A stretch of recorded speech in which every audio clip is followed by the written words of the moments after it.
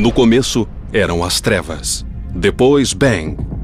Nasceu um sistema que se expande infinitamente, feito de tempo, espaço e matéria.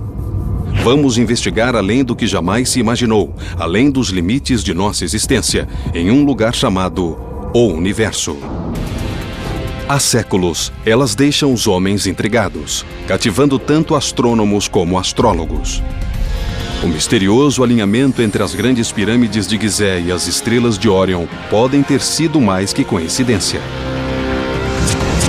E em vez de 12 constelações no zodíaco, na verdade, elas são 13. O que é esse 13º signo e por que foi esquecido?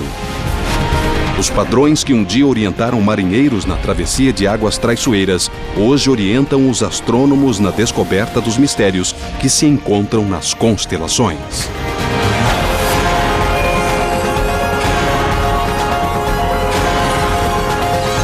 O Universo.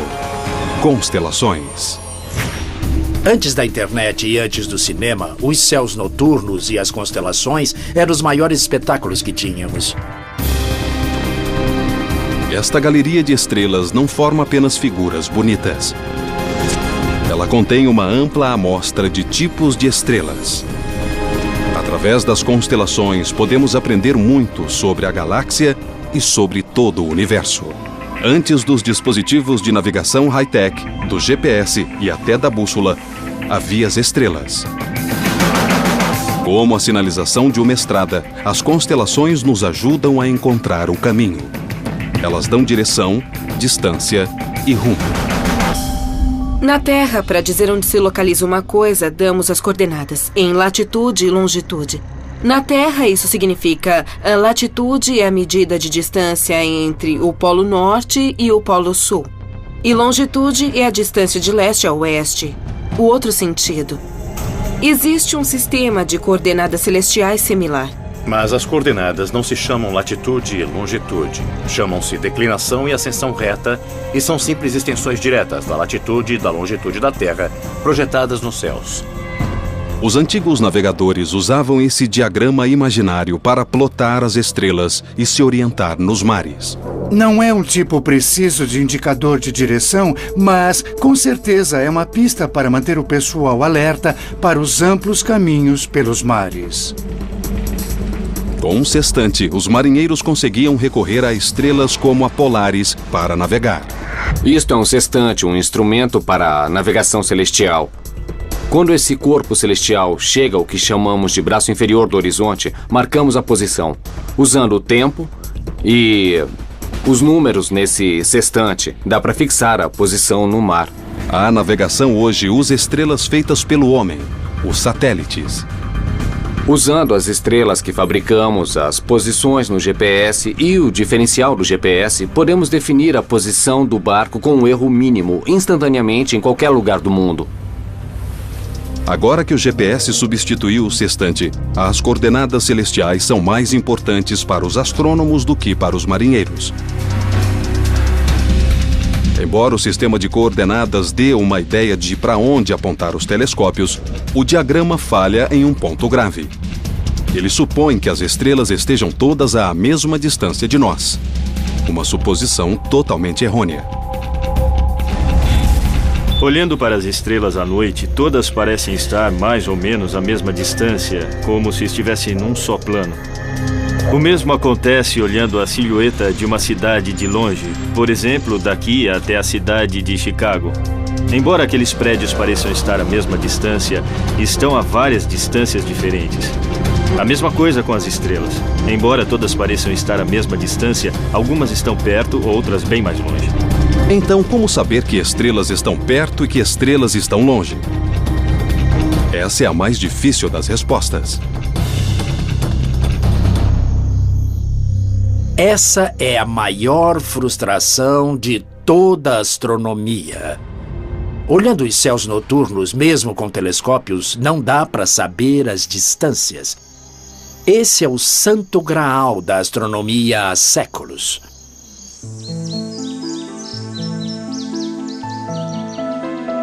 Estamos na Floresta Nacional de Angeles. Tenho aqui comigo um mapa das trilhas e quero fazer uma caminhada.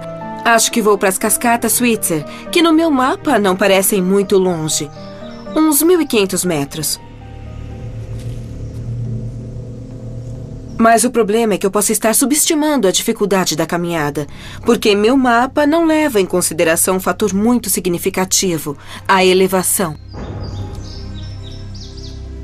Então, na verdade, minha caminhada de 1.500 metros pode acabar sendo uma subida de 3 quilômetros.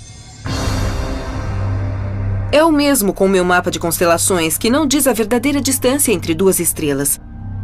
Embora pareçam estar lado a lado, uma pode estar bem mais longe do que a outra, e eu nunca vou saber se considerar só as coordenadas celestiais.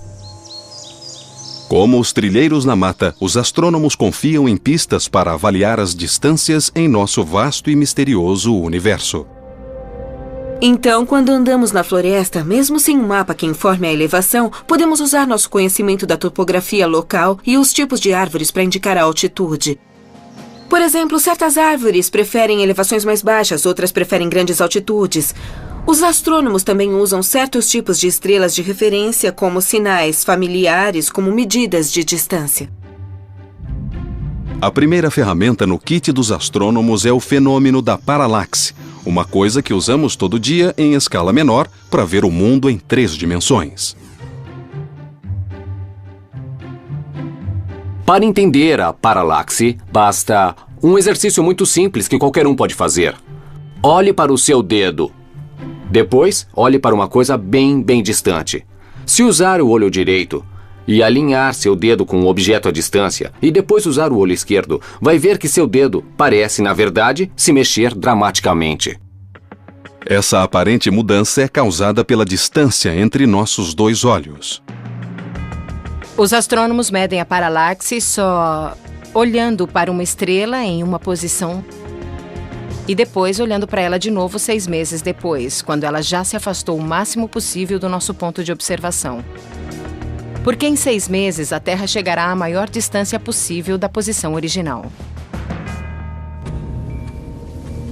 Quanto mais perto a estrela, maior a paralaxe. O problema é que as estrelas não estão muito perto. Mesmo o ângulo de paralaxe da estrela mais próxima de nós, a Próxima Centauri, é difícil de medir. É menos de 1 segundo de arco. O que é 1 segundo de arco? São 360 graus num círculo. Cada grau tem 60 minutos de arco. E cada minuto de arco tem 60 segundos de arco. A Próxima Centauri tem uma paralaxe de 0,7 de segundo de arco. É muito pequena. Para transpor a distância até estrelas mais distantes ainda, os astrônomos contam com um sinal de orientação familiar, da mesma forma que a guarda costeira usa um farol. Os homens e mulheres da guarda costeira sabem que todo farol tem uma frequência de pulsação diferente. Um pode brilhar 2 vezes por minuto, o outro 4 vezes. Eles podem usar isso para determinar sua posição exata só com base no padrão. Do mesmo jeito, os astrônomos podem usar um farol cósmico chamado estrela variável pulsante. A constelação de Cefeu, batizada com o nome do rei mítico da Etiópia, tem 57 estrelas visíveis, inclusive a Delta Cephei, uma estrela variável que é o protótipo das variáveis pulsantes. Por uma sutileza da natureza, as cefeidas marcam o tempo como um metrônomo. Quanto maior e mais brilhante, mais devagar a cefeida vai pulsar. O que nós fazemos é achar uma variável pulsante, medir seu período de pulsação, que pode ser de 10 ou 60 dias, e obter uma vela padrão. Só então poderemos determinar a que distância essa estrela está. Uma vela padrão é uma base de comparação. Uma estrela de luminosidade e distância conhecidas que se pode comparar com estrelas semelhantes. Uma lâmpada brilha com uma certa luz que corresponde a uma certa quantidade de watts. Mas essa luz vai parecer muito mais brilhante se você estiver bem perto da lâmpada do que se estiver a 3 metros dela. Então, a luminosidade da estrela não muda. É aquela. Mas a magnitude aparente depende de onde você está, da distância em que está. Se está perto do objeto ou se está olhando do outro lado da rua. Se uma cefeida não parece tão brilhante, deve estar muito longe. Os astrônomos conseguem calcular a distância com base na palidez de sua aparência.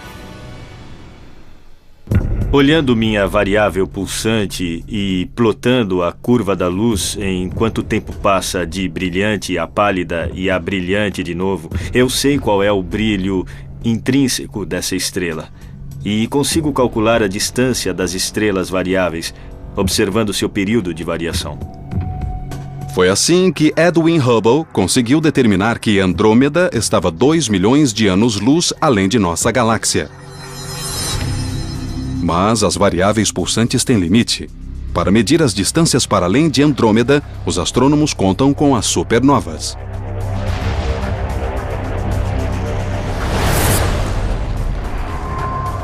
Acontece que as supernovas também podem ser classificadas como velas padrão. As supernovas de tipo 1A são todas iguais em todo o universo. Nós sabemos como calibrar, e é assim que determinamos as distâncias até o Big Bang, o próprio limite do universo. Examinando o Big Bang, os cientistas quase conseguem ver o começo dos tempos, 300 mil anos depois. Até nossas constelações mais conhecidas têm muito a nos ensinar sobre o cosmo.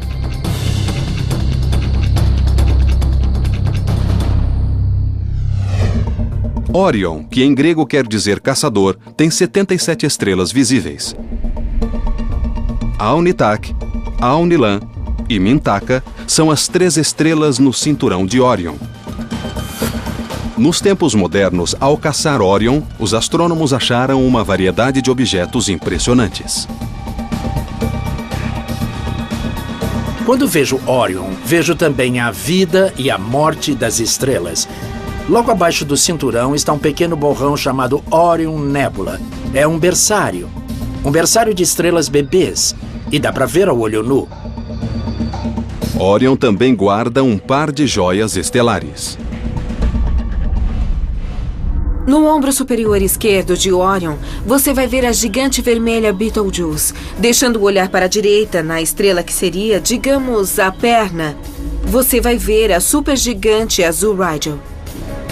A Betelgeuse, como supergigante vermelha, é uma estrela em seus últimos suspiros. Uma supergigante vermelha é uma estrela bem mais fria que nosso Sol, mas é muito maior. A Betelgeuse tem 14 vezes a massa do nosso Sol.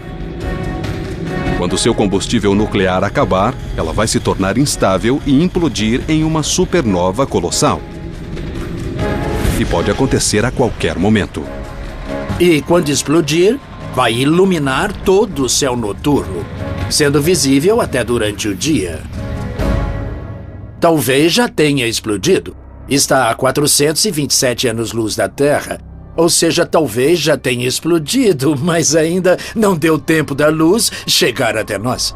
A supernova vai atrair mais atenção para os céus, que nos encantam há milhares de anos. Os antigos egípcios consultavam os céus para saber quando plantar e quando colher. Cada estrela possuía um significado sagrado. Chamavam Sírius, na constelação Cão Maior de Estrela de Ísis. O aparecimento de Sírius antes do alvorecer, durante o solstício de verão, indicava a cheia anual do rio Nilo. Outras constelações, como Órion, podem ter tido significado arquitetônico. Os egiptólogos já fizeram muitas vezes a pergunta por que os antigos egípcios construíram 3 grandes pirâmides ligeiramente desalinhadas? Porque tinham réguas ruins milhares de anos atrás? As 3 pirâmides parecem estar alinhadas com as 3 estrelas da constelação de Órion. O que significa esse alinhamento?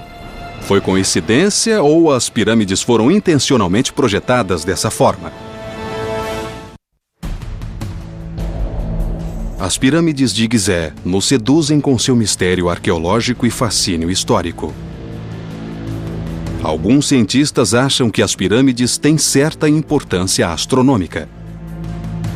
Já se disse que a disposição das 3 grandes pirâmides no platô de Gizé, inclusive a Grande Pirâmide, estão distribuídas no chão, imitando as 3 estrelas do cinturão de Órion. É minha conexão preferida entre eventos na Terra e eventos nos céus. Mas os antigos egípcios não viam um caçador em Órion, como nós. Eles viam Osíris, o deus do renascimento. Alguns especulam que as passagens de ar no interior das grandes pirâmides foram especificamente projetadas para lançar aos céus as almas dos faraós. Nessas pirâmides temos 2 tipos de passagens de ar. Uma aponta para o norte e outra aponta para o sul. A do sul aponta para Órion. Ou seja, a alma do faraó seria lançada por essa passagem para ficar ligada a Osíris, Órion e ressuscitar, gozando da vida eterna. Mas outros são um pouco mais céticos. Para fazer isso combinar direitinho, seria preciso virar de cabeça para baixo, ou na terra ou nos céus. Se os egípcios deram importância ao norte e ao sul, na pirâmide, não faz nenhum sentido dizer que eles alinharam as estrelas direito e, na hora de mapear o solo, viraram tudo de cabeça para baixo. A passagem norte aponta para uma estrela específica. Aqui aponta para o norte, aponta para a estrela polar. Na época, 2000 anos antes de Cristo, 2000, 3000 anos antes, essa estrela polar era Tuban. Tuban está localizada na constelação do Dragão ou Draco. O Dragão tem 79 estrelas visíveis. Tuban foi substituída pela estrela polar da nossa geração, Polaris. Ela ilumina o Ártico, governando nossos céus como um farol sobre o Polo Norte.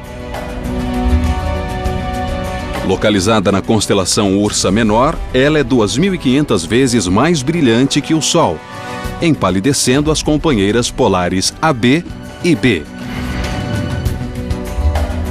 Embora governe os céus como nossa estrela polar desde que temos lembrança, seu reinado não será eterno.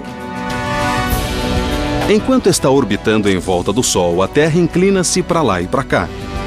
Essa oscilação é chamada de precessão. Se a Terra fosse uma esfera perfeita, não haveria precessão. Mas as forças gravitacionais da Lua e do Sol fazem pressão sobre o equador saliente, perturbando a rotação da Terra. Agora, a Terra é como um giroscópio ou um peão giratório. Observe que se eu girar isso depressa e depois movimentar o eixo, ele aponta na mesma direção. É como a Terra que aponta em direção a Polaris. Então, quando a Terra dá volta no Sol, ela sempre aponta na mesma direção.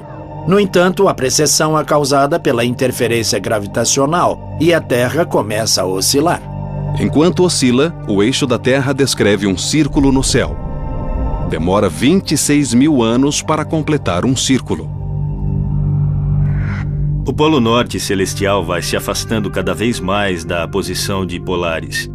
Eu digo que daqui a uns 14.000 anos, mais ou menos na metade do círculo, ele vai estar muito perto da estrela Vega. E como Vega é muito mais brilhante do que as outras estrelas nessa área do céu, ela será uma estrela muito significativa no Polo Norte. Em 26.000 anos, o eixo da Terra centrado no Polo Norte fará um círculo completo e voltará a apontar para onde está hoje. E Polaris vai destronar Vega e retomar o título de nossa estrela do norte. Quanto mais perto de um dos polos da Terra, mais a estrela se mantém fixa nos céus. Os astrônomos chamam essas estrelas de circumpolares, ou seja, visíveis o ano todo.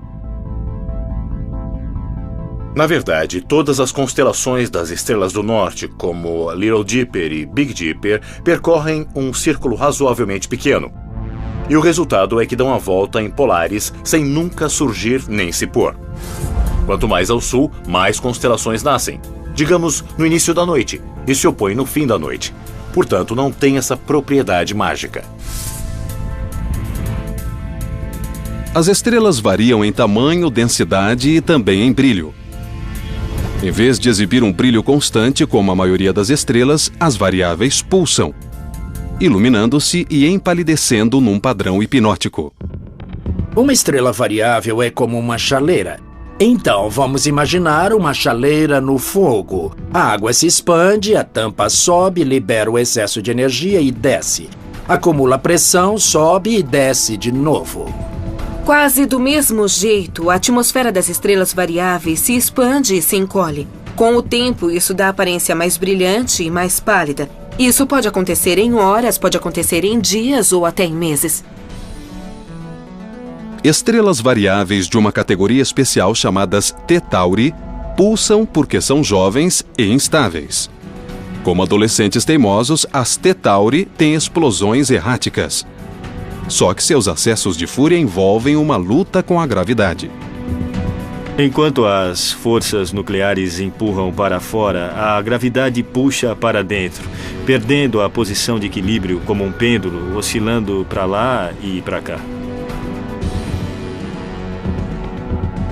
As T Tauris crescem e perdem as pulsações. À medida que envelhecem, encontram equilíbrio e se tornam estáveis. Na verdade, antes de nosso Sol amadurecer, os cientistas acham que ele foi uma estrela T Tauri. Talvez essa seja a melhor ideia de como era o nosso sistema solar e nosso Sol quando se formaram no início de sua evolução. E nós sabemos, por exemplo, que as nuvens de poeira e gás em volta dessas estrelas são bastante confusas. E deve ter sido uma cena bem violenta, com muitos calombos e pedaços de rocha colidindo umas com as outras e se bombardeando. As primeiras estrelas T Tauri foram identificadas na constelação de Touro. Touro, ou Taurus, possui 98 estrelas visíveis. Aldebaran, uma estrela gigante vermelha, é o olho injetado na fera. Touro é uma das constelações do zodíaco que fica perto do plano da eclíptica. Chama-se plano eclíptico porque é o único círculo nos céus onde podem ocorrer eclipses. A Lua tem de passar pela eclíptica, por exemplo, para provocar um eclipse do Sol. É também o caminho que a Terra percorre em sua órbita em volta do Sol. 8 graus acima e abaixo da eclíptica há uma região chamada zodíaco. Toda constelação que se situa nessa faixa é citada como constelação zodiacal. Em qualquer momento, o Sol está numa constelação do zodíaco. O Sol fica entre nós na Terra e determinada constelação. Como orbitamos em volta do Sol, ele parece se movimentar pelas constelações zodiacais que estão fixas no firmamento. Durante a noite, a porção oposta do nosso céu é iluminada pelo Sol. Os astrólogos ligam cada uma das 12 constelações zodiacais ao mês em que o Sol passa por elas. Em junho, então, o Sol varre Câncer. E em julho, desliza por Leão. Mas vejam, existe um problema aí. Cada constelação tem um tamanho diferente. Algumas são pequenas, outras grandes. O Sol leva 7 dias para passar por Escorpião, a menor constelação zodiacal, e 44 dias para sair de Virgem, a maior. Então, não dá para dividir o ano em 12 partes iguais, com 12 constelações de mesmas dimensões. Muita gente deposita grande significado no seu signo do zodíaco, no signo solar. Mas como a Terra está em precessão, a constelação na qual o Sol aparece hoje é diferente daquela na qual ele aparecia 2000 anos atrás. Por isso, quando alguém disser que você é competitivo porque é de Escorpião, pode responder: muito bem, hoje eu não sou mais de Escorpião. Seja para iniciar uma conversa, prever o futuro ou definir traços de personalidade, os 12 signos do zodíaco desempenham um papel de peso na cultura popular. Mas de onde vêm esses signos e quem batizou as estrelas? Há nomes originais de estrelas em alguns casos que vieram da Mesopotâmia. Alguns nomes foram acrescentados pelos gregos e romanos. Alguns sobreviveram, outros não. Com a queda do Império Romano, perto do ano 450 da Era Cristã, boa parte desse conhecimento se perdeu, mas foi preservado pelos árabes. Na verdade, boa parte da astronomia sobrevive hoje porque os astrônomos árabes preservaram e ampliaram os cálculos e o trabalho dos astrônomos gregos e romanos. No ano 150 da era cristã, o cientista grego Cláudio Ptolomeu juntou suas próprias observações aos textos históricos, batizando mais de 1000 estrelas. E das constelações que cobrem nossos céus, descobrimos que 12 são constelações zodiacais. Mas, na verdade, elas são 13.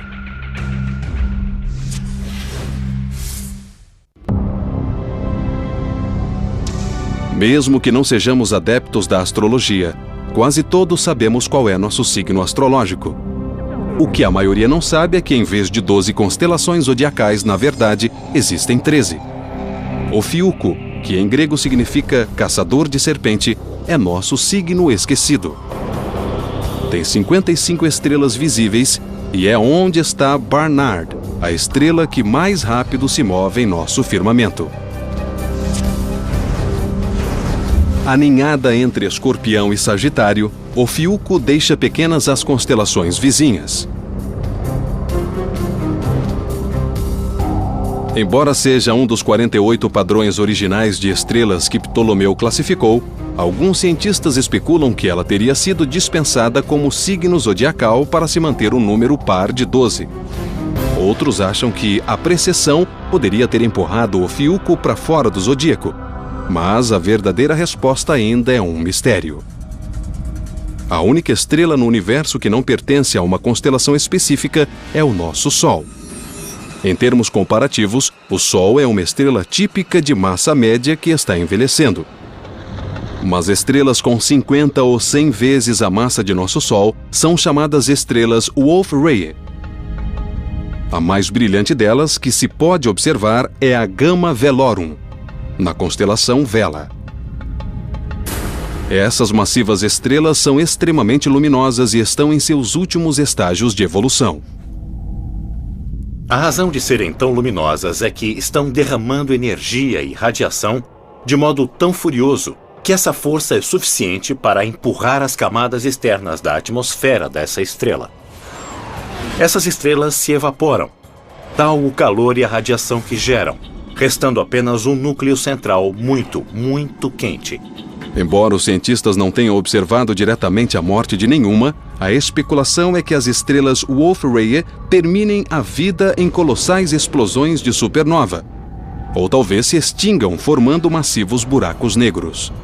Mas antes disso, elas exibem um show espetacular, explodindo todas as suas camadas externas de gás no meio interestelar.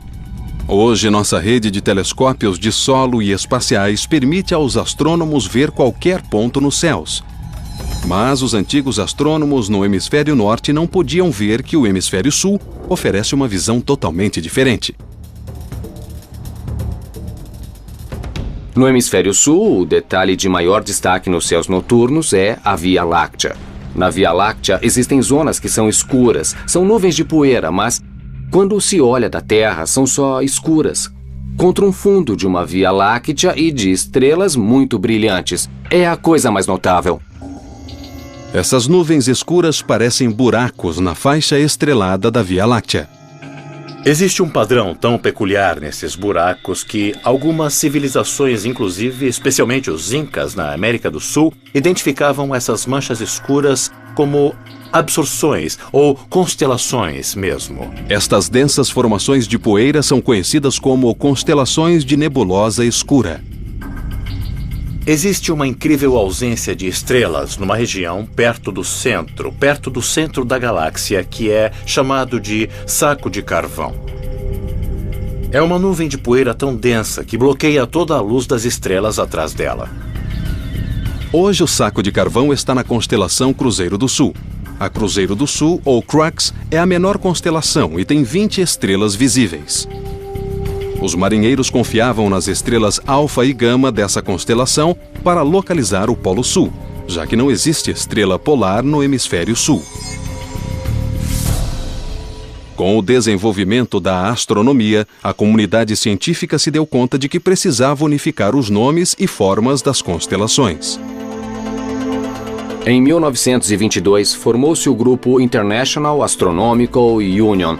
Era como que um corpo político de cientistas designados para dividir os céus e definir os limites. Todo mundo concordaria assim com eles. Esses limites se baseavam nas constelações históricas. O grupo adotou a maioria das constelações originais de Ptolomeu e acrescentou outras, para incluir todas as estrelas visíveis sem sobreposição. Algumas foram batizadas mais recentemente no hemisfério sul, quando os europeus deram uma boa olhada nos céus meridionais. Ao todo, 88 constelações oficiais cobrem os céus noturnos. Mas há pequenas coleções de estrelas que formam padrões óbvios, chamadas asterismos, como a Little Dipper e a Big Dipper. A Big Dipper é composta das estrelas mais brilhantes da Ursa Maior. A Ursa Maior tem 71 estrelas visíveis. A Big Dipper é reconhecida por sua semelhança com uma concha de cozinha. A Big Dipper é, provavelmente, o objeto mais fácil de achar no céu, mesmo que não se conheça mais nada. Embora seja um asterismo tão familiar, a Big Dipper ainda é cheia de surpresas. A segunda estrela no cabo da concha, a Mizar, parece um único ponto de luz, mas um olhar mais atento revela que são 5 estrelas chamejantes. Cygnus ou Cisne tem 79 estrelas visíveis. Uma estrela chamada Deneb é uma usina de energia termonuclear que forma a cauda do cisne. Com 200 vezes o diâmetro do nosso Sol e 250 mil vezes mais brilhante, Deneb é um dos maiores exemplos de uma estrela branca supergigante. É uma estrela numa fase de evolução bastante incomum. Existem poucas estrelas como ela, e elas não passam muito tempo da vida em condições de luminosidade tão forte. As supergigantes brancas são raras, porque a estrela está em transição de supergigante vermelha a azul, uma fase que dura apenas alguns milhões de anos. Isso pode parecer muito tempo segundo os padrões humanos, mas para uma estrela é menos de 1% de sua vida. Para uma constelação batizada com o nome de uma ave tão graciosa, Cisne carrega cicatrizes de um passado violento.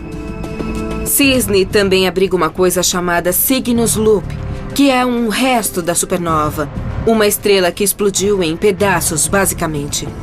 Um buraco negro aberto chamado Cygnus X1 ocupa o coração do Cisne. Cygnus X1 é um buraco negro de massa sólida, 8,7 vezes a massa do nosso Sol, que está em órbita de outra estrela. Cygnus X1 foi o primeiro buraco negro a ser registrado. Detectamos Cygnus X1 não tanto por causa do buraco negro, porque é preto e é muito difícil de ver, mas por causa do seu efeito na companheira, que é uma estrela gigante. O buraco negro está lentamente devorando a companheira. E, com o tempo, provavelmente vai engolir a estrela. E quando isso acontecer, uma constelação vai perder uma estrela. E nossa percepção do firmamento noturno vai mudar para sempre.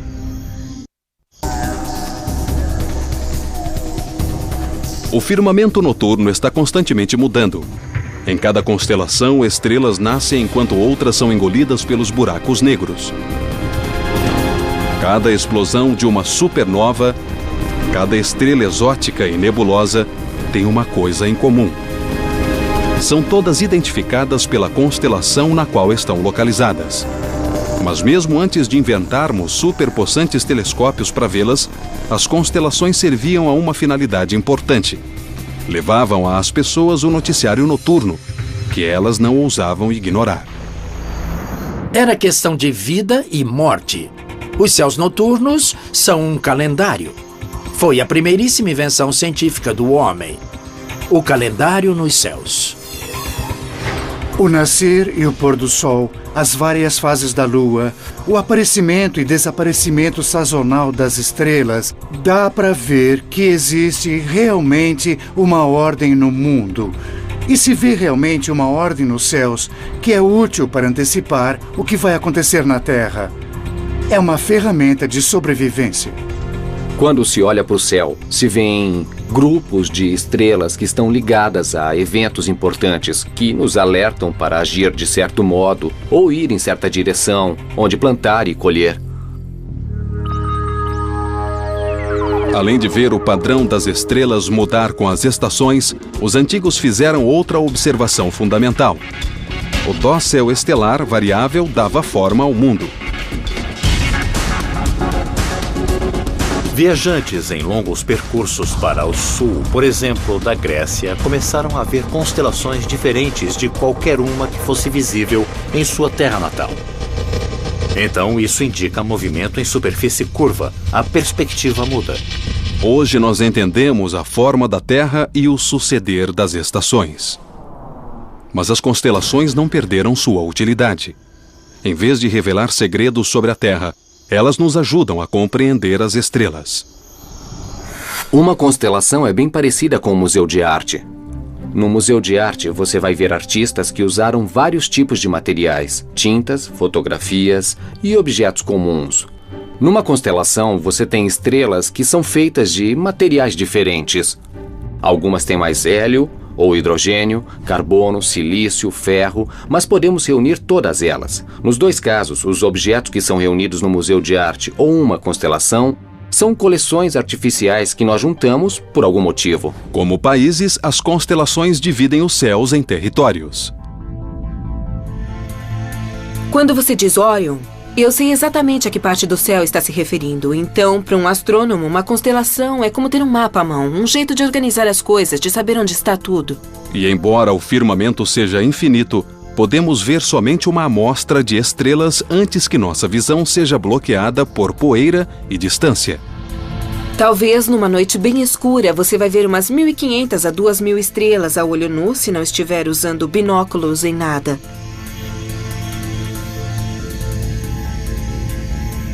O que se vê é só uma fração mínima do que existe.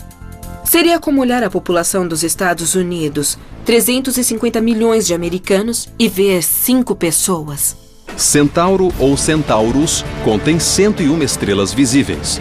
2 delas, Alfa e Beta Centauri, são as estrelas mais brilhantes do nosso firmamento. Em Centauro está Alfa Centauri, a estrela mais próxima da Terra depois do nosso Sol. E um olhar mais atento revela que Alfa Centauri, na verdade, é um sistema estelar triplo. Não é raro que as estrelas dividam o palco com 1 ou 2 coestrelas em sua órbita. Aliás, essa é a regra. Mais de 60% das estrelas que se veem nos céus, na verdade, são estrelas duplas, triplas, quádruplas. Nosso Sol é uma exceção. Parece que nosso Sol não tem companheira. Enquanto nosso Sol faz sua viagem solitária pelo espaço, as estrelas Ômega Centauri nunca ficam sem companhia. É o mais brilhante agrupamento estelar globular que se pode ver sem um telescópio, quer dizer, a olho nu, porque é um grupo gigante de cerca de 10 milhões de estrelas. Ômega Centauri é o maior agrupamento estelar da nossa galáxia. Essas estrelas intimamente ligadas têm órbitas diferentes, complicadas, mas mesmo assim conseguem se movimentar como um único grupo. De onde vem o agrupamento é a dúvida de todos.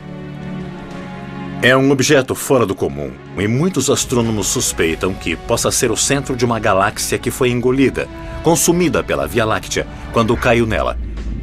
Isso acontece com bastante frequência porque grandes galáxias são canibais e comem as pequenas galáxias. A Ômega Centauri, por exemplo, pode ser o que restou de um desses processos. A luz de Alfa Centauri leva cerca de 4,2 anos para chegar até nós. Mas, quando olhamos Ômega Centauri, estamos vendo uma luz que viajou 16 mil anos. E isso é indicação da verdadeira dimensão de Centauro. E mostra também que uma constelação existe somente nos olhos de nossa mente. E que cada estrela, como cada obra de arte, suplica para ser explorada.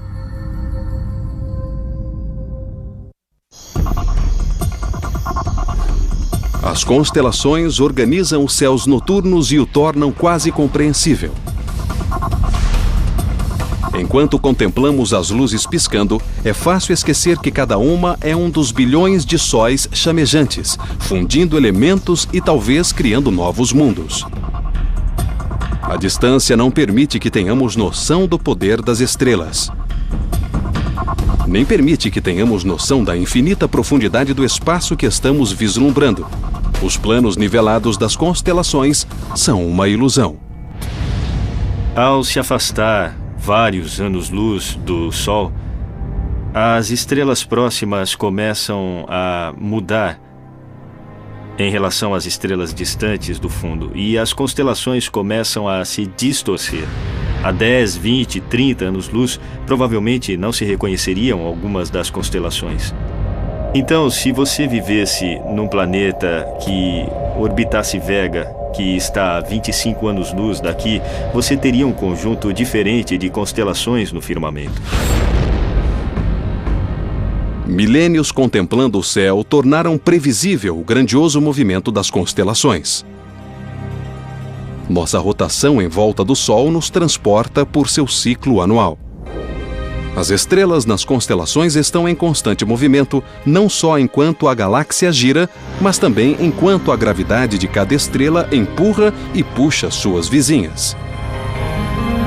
O movimento mais rápido das estrelas é de 240 km por segundo. Nós não temos nenhum objeto feito pelo homem que consiga ser tão rápido. O movimento aleatório dessas estrelas em relação umas às outras é algo como 15 ou 30 km por segundo, e isso se compara à velocidade de nosso foguete espacial mais rápido. Isso é, claro, mais rápido que qualquer projétil de alta velocidade. As estrelas estão sempre em movimento e sua distância de nós mascara sua enorme velocidade. É como olhar pela janela de um automóvel em velocidade. Os mourões de cerca e árvores mais próximos da estrada passam voando, mas a paisagem mais ao longe se arrasta lentamente. Em nossa vida, aliás, em 1000 vidas, a maioria das estrelas nem parece se mexer. O que me intriga é pensar que, se eu pudesse achar um dos nossos parentes recentes, o homem de Cro-Magnon, por exemplo, ele provavelmente me corrigiria, porque estaria mais familiarizado com os céus e conheceria as constelações um pouco melhor do que as pessoas de hoje. Mas, pouco a pouco, nossos mapas estelares estão completando sua data de validade. Daqui a 10.000 anos, as estrelas serão visivelmente diferentes, assim como as constelações do que vemos hoje. Daqui a 500.000 anos, serão irreconhecíveis e, se fosse possível ver uma foto do tempo transcorrido num período de 1 milhão de anos, nós veríamos estrelas correndo pelo céu. As constelações são um instantâneo, um retrato plano do céu noturno. E como retrato, é uma boa semelhança, mas não é a história toda. Se pudéssemos voar pelo espaço e vê-las de outro ângulo, essas formações antigas e familiares não seriam identificáveis. Mas aqui, agora, as 88 constelações oferecem marcos tranquilizadores enquanto nos recordam nosso passado. As constelações realmente não cumprem as funções que cumpriam originalmente para aqueles que as detectaram. Para eles havia uma ligação direta de causa e efeito entre uma coisa que era do interesse deles e suas vidas. Observavam Sírius porque era uma indicação sazonal. Não usamos mais o firmamento dessa forma, mas as histórias permanecem e as imagens permanecem. Nós nos agarramos a essas constelações e, francamente, fico encantado com isso. Em vez de contar histórias do passado, a astronomia moderna nos estimula a olhar para as constelações como um agrupamento de possibilidades. A maioria das constelações tem 3 a 5 planetas nelas. E daqui a mais alguns anos vamos identificar talvez centenas de planetas semelhantes à Terra orbitando outras estrelas. E vamos ter uma revelação toda noite, percebendo que quando olhamos as constelações, alguém pode estar nos olhando. Num espaço tão vasto onde só podemos ver uma pequena fração do nosso universo, olhamos para as estrelas imaginando o que significa tudo isso. Projetar padrões, inventar histórias, tentar solucionar os mistérios guardados por nossas constelações.